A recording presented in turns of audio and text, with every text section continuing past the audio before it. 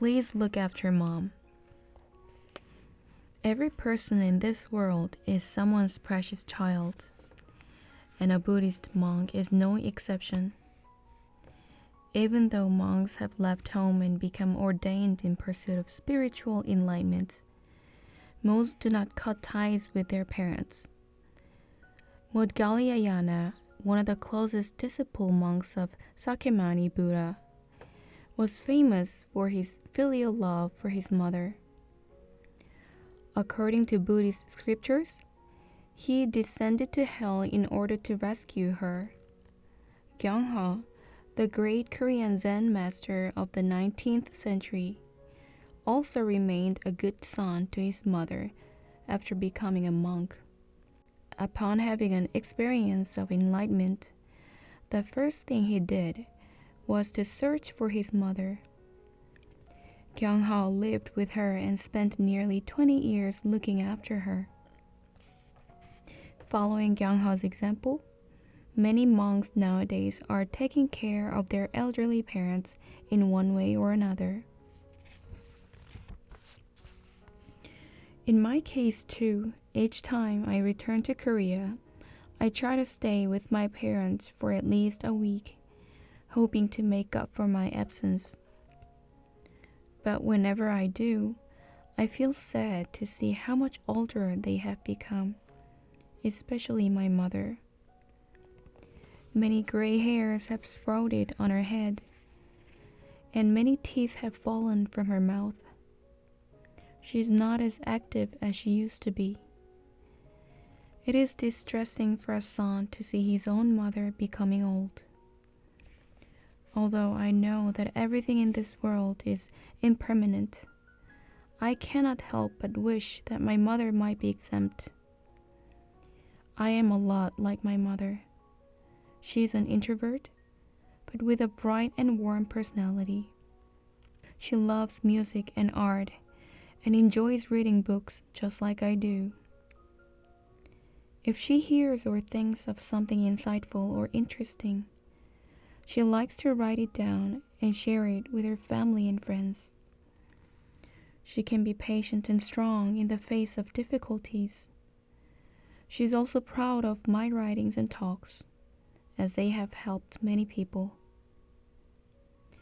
But a while ago, I found out that my mother, whom I had assumed would always be healthy and well, had become ill.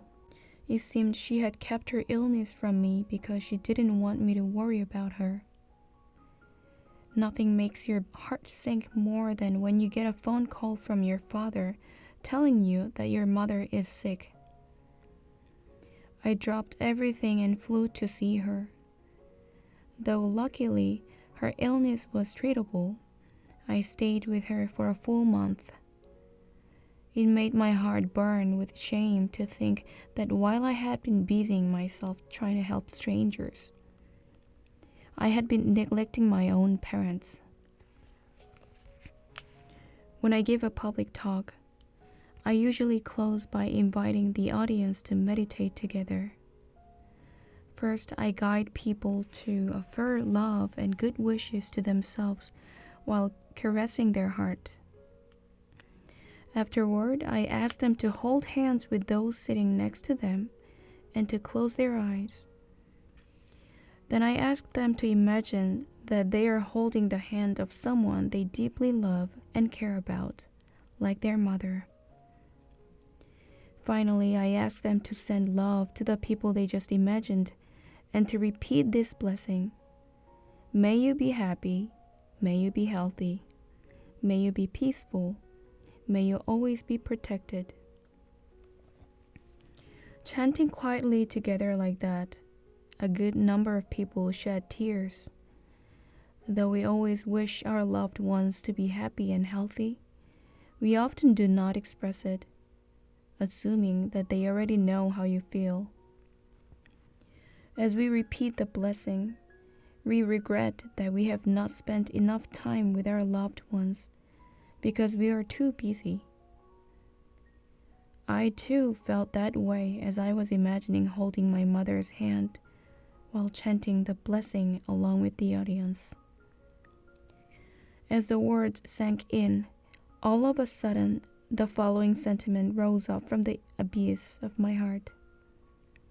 Mom, Mom, I love you so much. Without realizing it, the word mom came out instead of mother. Though it was a little embarrassing, I texted that message to my mother right away. Thinking about it, I couldn't remember when I had last said these words to her. Later, I heard that receiving such an innocent message from her grown son, who had left home to become a monk, made my mother cry a great deal. And then she resolved to become healthy again, not just for herself, but also for her son. In the famous Korean novel, Please Look After Mom, the daughter realizes how much she loves her mother only after her mother goes missing. In an interview, the author Kyung-suk Shin said that she had been planning the book for a long time, but couldn't get it quite right until she changed mother in the title to mom. The novel ends with the daughter on a trip to Vatican City.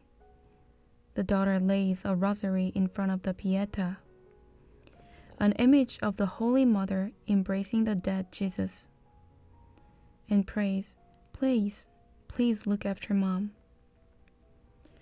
After staying at home with my mother for a month, I had to leave the country again.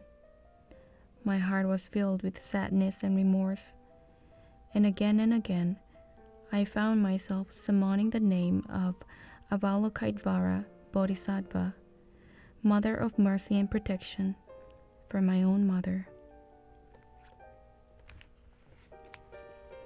Bedtime story for you.